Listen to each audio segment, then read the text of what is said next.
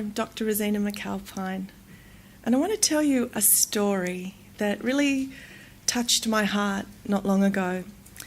I live in Wollongong, and there's a beautiful train trip from Wollongong to Sydney, and that's where most of our clients are, in Sydney. So I get to travel on the train quite a lot.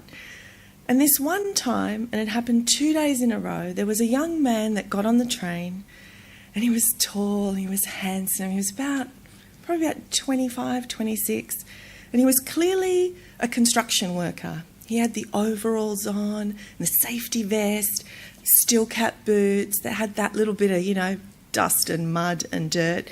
And I was sitting here, and he just sat opposite me. And as we pulled out of the station, all of a sudden, those dusty boots that I just mentioned went up on the seat, the cloth seat in front of me. I was like, it's a bit hard not to sort of have that reaction and thinking, what about the poor person that's it's a very full train, people are going to come on. But I just kept quiet and, don't be judgmental, take a deep breath. And all of a sudden, as we started to pull into the next station, the boots came off. And I thought, there you go. He's had to think about it. He's taken his boots off. People are going to come on. This is all good. See, you didn't need to judge it all, Rosina. Just sit there, enjoy your train trip. As soon as we pulled out of the station, guess what? Boots went back on. And I watched him do that for station after station after station until he got off halfway between Wollongong and Sydney. Anyway, I just sort of let that go, got on with my day, did my work, enjoyed the trip, and we get on the train the next morning, same train, same time, same carriage. Here he is again, and I'm like, wonder what's going to happen now. Off and on, off and on, off and on. And this time it was bugging me. I'm like, what is this? What's this about? And then it dawned on me. At the stations, transport officers get on and get off to check the Opal cards. And they check whether or not people have got their feet on seats. Now, it's not like he didn't know, because there was a sign literally above his head, with the seats, no, don't put your feet on the seats. So it was right there.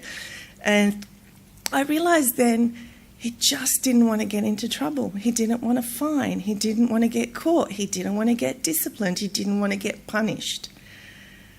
And it really occurred to me that where did that start? And it probably started in childhood, right? With a parent or a teacher saying, get your feet off the furniture, or you're going to go to detention, or you're going to go to your room, or you're going to get a smack, right?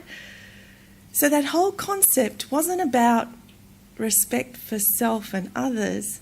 It was about not getting in trouble.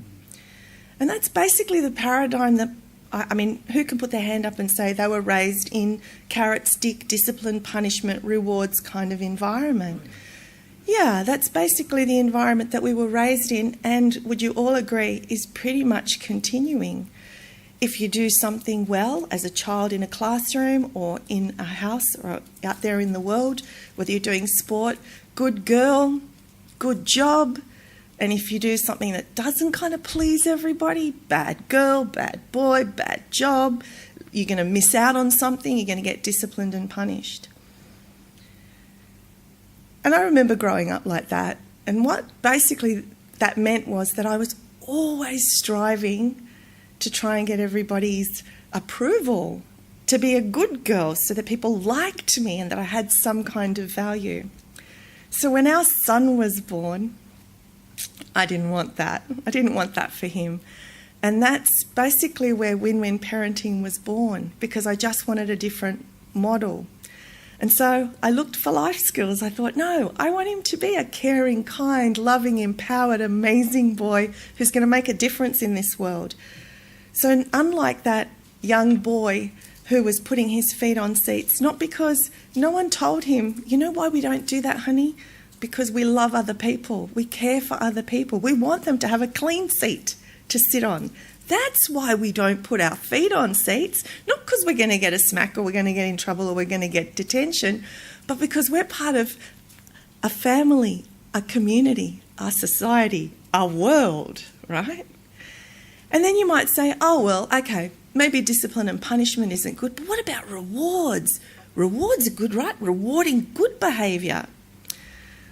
Well, at one of the seminars I was running for Win-Win Parenting, a lady came up to me and she was a nanny, and she said to me, "You just said rewards, discipline and punishment can cause external validation rather than that internal compass." She said, "I want to run something by you because I nanny for a very affluent family, and they give me $10 for each child at the start of the week, and when they read their readers, they get $10 from me. So they get paid to read. They get rewarded for reading."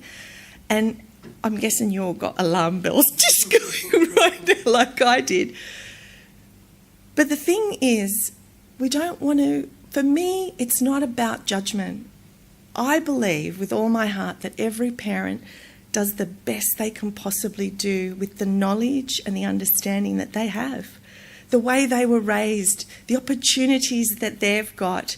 And so these are loving parents going, hey, if I can only inspire them to read with the $10, maybe they'll do well at school, maybe they'll do well in life.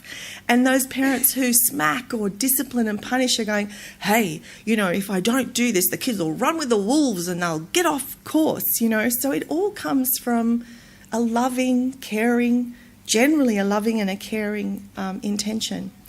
So what I was looking for with Win-Win Parenting was to try and find an approach that wasn't based on rewards, discipline and punishment, but could really empower our children to be the best they could be. And I kept seeing this pattern, whether it was neuroscience, biology, psychology, no matter what area I looked at, I kept seeing patterns. And those patterns were stop, respond rather than react. That, you bad, you good, that reaction versus just stopping. And that's what Alex was talking about, taking a moment, stopping. And the next thing was that empathy and connection, really understanding our children or the human being in front of us.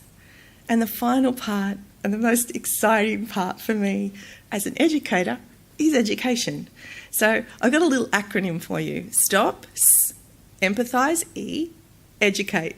C, a new way that we can raise our children, teach, respond to other people, communicate. So it's just C, stop, empathise, educate. So what does that look like in the case of these, children that we were talking about, the ones that were putting feet on seats or needing $10 to read a book? It would mean self-regulation for ourselves, taking a breath, being present to what we're doing. And I'm not talking about perfection. We're not asking for perfection here. We're asking for personal bests. Can't do better than your personal best, right? And in Win-Win, we don't give any recommendations because I feel like parents get more recommendations than told what to do more than any other group in society, and they're criticised and judged. So we say, you know what, we're going to give you good information, great ideas, resources, and you take on board what's going to work for your family. So the stop is to be present, calm, and respond. The empathy is all about that connection. And that's what humanity's about, right? Connecting. And what do you want to do more than anything with your own child or a child that you're caring for in front of you? Is connect. Connect with the heart. And we know that when we're connected, we're open, we're not scared, and we're ready for learning, education. And that's where the life skills come in. So we can teach our children through life skills education how to be in the world. Not with rewards, discipline and punishment, but with that beautiful internal compass. Who do you want to be in the world? How do you want to act? How do you want to react? How are we role modelling to our children? So for me, the little acronym of a simple C, stop, empathise, educate, can make all the difference. And if we start with the adults of the world, the teachers, the coaches, the parents, all the people, the early childhood educators, if we start with us and we role model that stop, empathise, educate, we change the world in one generation. Because those little ones who come through are going to have the ability through our role modelling and our direct teaching how to stop, how to empathise with others and how to educate. So that's the message I want to share A simple acronym, SEE. See the world in a new way, communicate in a new way through stop, empathise and educate. Thank you.